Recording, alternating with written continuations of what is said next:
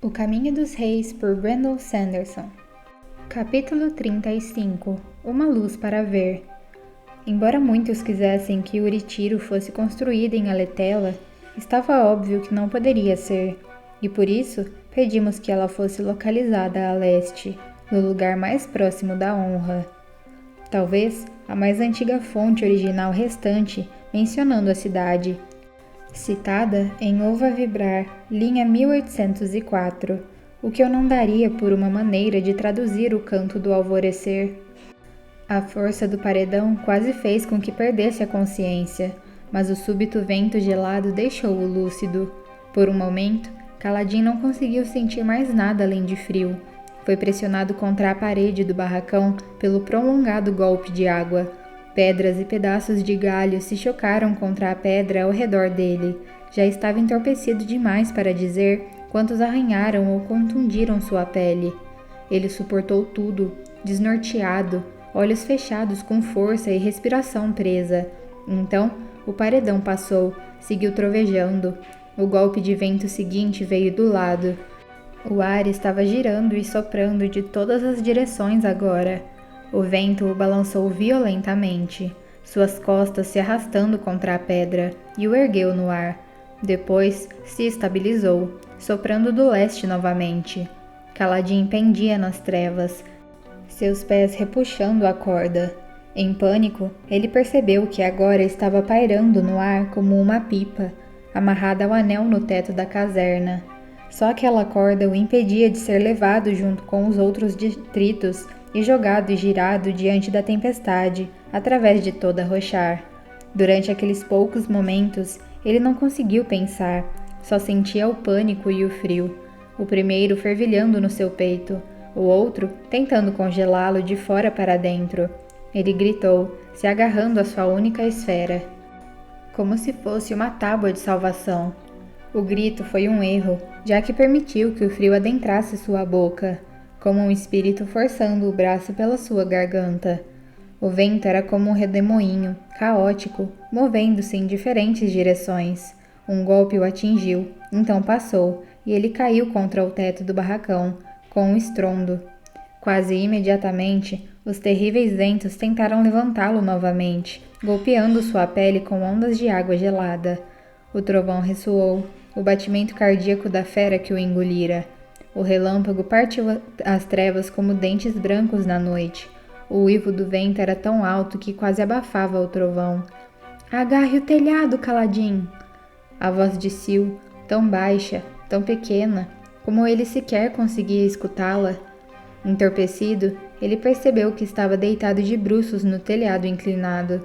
Ele não era tão íngreme a ponto de fazê-lo escorregar imediatamente, e o vento, de modo geral, estava soprando-o para trás. Ele fez o que Sil disse, agarrando a borda do telhado com dedos gelados e escorregadios. Então, deitou-se de rosto para baixo, a cabeça enfiada entre os braços. Ainda segurava a esfera, pressionada contra o teto de pedra. Seus dedos começaram a escorregar. O vento estava soprando tão forte, tentando empurrá-lo para o oeste. Se largasse o teto, acabaria pendurado no ar novamente. Sua corda não era longo bastante para que chegasse do outro lado do teto inclinado, onde estaria protegido. Uma pedra atingiu o teto ao seu lado. Ele não conseguiu ouvir seu impacto ou vê-la na escuridão da tempestade, mas sentiu o edifício vibrando. A pedra rolou para frente e despencou no chão. A tempestade como um todo não tinha tanta força, mas golpes de vento ocasionais podiam levantar e arremessar grandes objetos a centenas de metros. Seus dedos escorregaram ainda mais. "O anel!" sussurrou Sil. O anel. A corda amarrava seus pés a um anel de aço na lateral do telhado, atrás dele. Kaladin soltou as mãos, depois agarrou o anel quando foi soprado para trás. Agarrou com força. A corda descia até seus tornozelos, tendo mais ou menos o comprimento do seu corpo. Por um momento, pensou em desamarrá-la, mas não ousou soltar o anel. Ficou agarrado ali, como uma flâmula balançando ao vento, segurando o anel com as duas mãos, a esfera dentro de uma delas pressionando contra o aço. Cada momento era uma luta. O vento o puxava para a esquerda, depois o arremessava para a direita. Ele não tinha como saber quanto tempo ia durar. O tempo não tinha significado naquele lugar de fúria e tumulto. Sua mente entorpecida e abatida começou a pensar que estava em um pesadelo.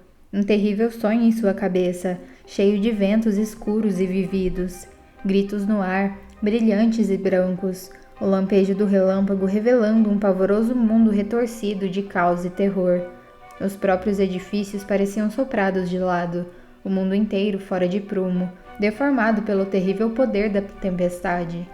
Em um daqueles breves momentos de luz em que ousou dar uma olhada, pensou ver Sil na frente dele, seu rosto virado para o vento, as minúsculas mãos estendidas, como se ela estivesse tentando conter a tempestade e dividir os ventos como uma pedra repartia as águas de um riacho veloz. O frio da chuva embotava a dor dos arranhões e machucados, mas também entorpecia seus dedos. Ele não o sentiu escorregando. Quando percebeu, já estava novamente chicoteando no ar, jogado de um lado para outro, então arremessado contra o telhado do barracão. Bateu com força. Sua visão ofuscou-se com luzes cintilantes que se misturaram e foram seguidas pela escuridão. Não inconsciência, escuridão. Kaladin piscou. Tudo estava quieto. A tempestade estava em silêncio e só havia trevas. Estou morto, ele pensou imediatamente. Mas por que sentia a pedra úmida embaixo dele? Sacudiu a cabeça, chuva pingando do rosto. Não havia relâmpago, nem vento e nem chuva. O silêncio era anormal. Ele se levantou cambaleando, conseguindo ficar de pé na suave inclinação do telhado. A pedra estava escorregadia sob seus dedos. Ele não sentia suas feridas. A dor simplesmente não estava presente. Ele abriu a boca para gritar nas trevas, mas hesitou. Aquele silêncio não podia ser quebrado. O próprio ar parecia mais leve, assim como ele. Era quase como se estivesse prestes a sair flutuando. E naquela escuridão, um rosto enorme apareceu na sua frente. Um rosto feito de breu, mas com traços tênues delineados na escuridão.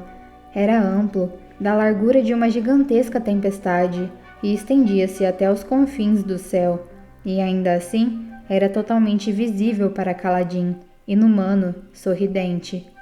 Kaladin sentiu um profundo arrepio, um agudo toque de gelo, correr pela sua espinha e por todo o corpo. A esfera subitamente iluminou-se na sua mão, brilhando como uma safira. Seu punho cintilou com fogo azul, iluminando o telhado de pedra aos seus pés. Sua camisa estava em farrapos, a pele lacerada. Ele olhou para si, chocado, e depois olhou para cima, para o rosto. Ele se fora. Agora só havia trevas. O relâmpago piscou, e as dores de Kaladin retornaram. Ele arquejou, caindo de joelhos diante da chuva e do vento. Escorregou, o rosto atingindo o telhado. O que fora aquilo? Uma visão? Uma ilusão?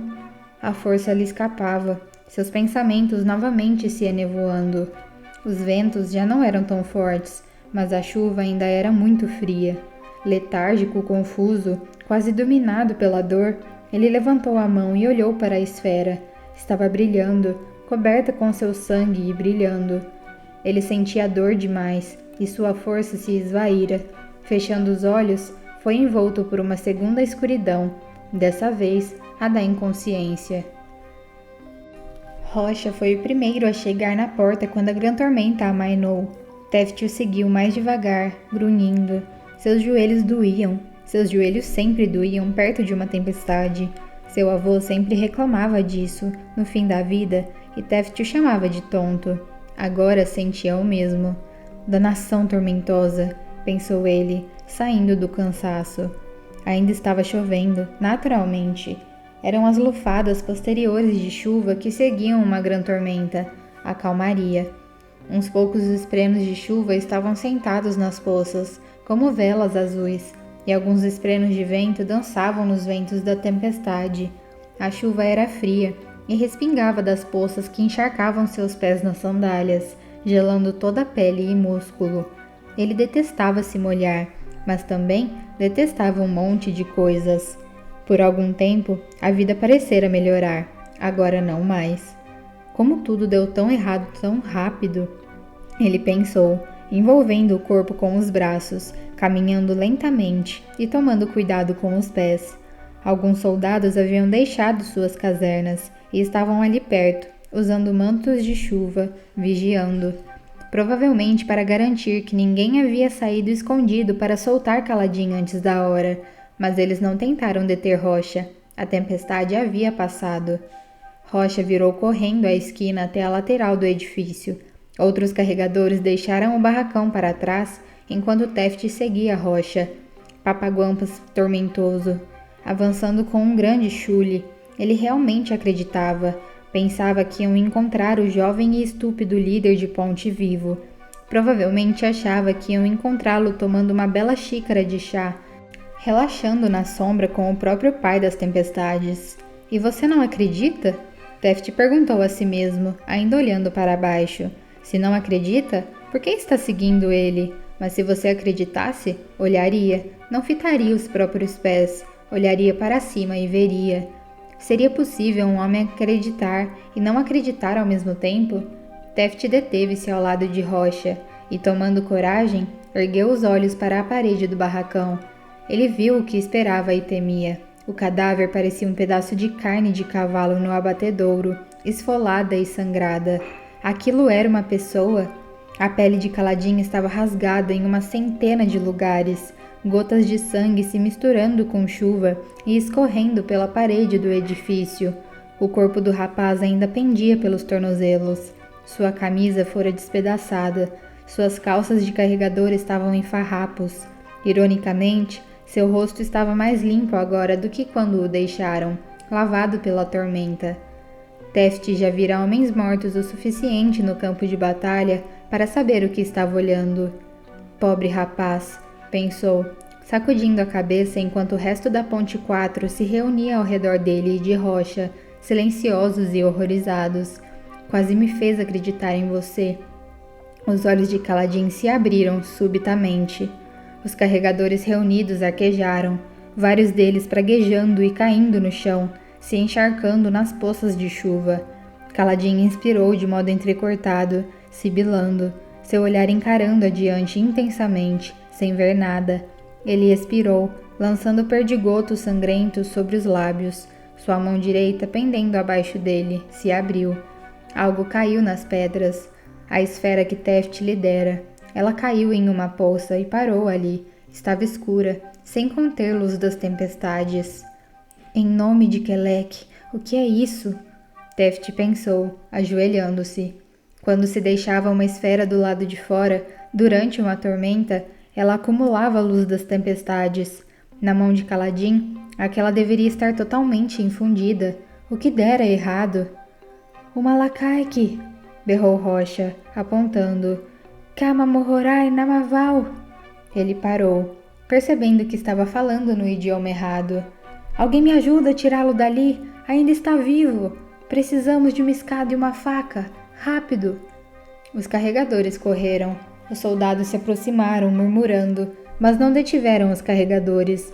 O próprio Sadeias havia declarado que o pai das tempestades escolheria o destino de Kaladin. Todos sabiam que aquilo significava a morte.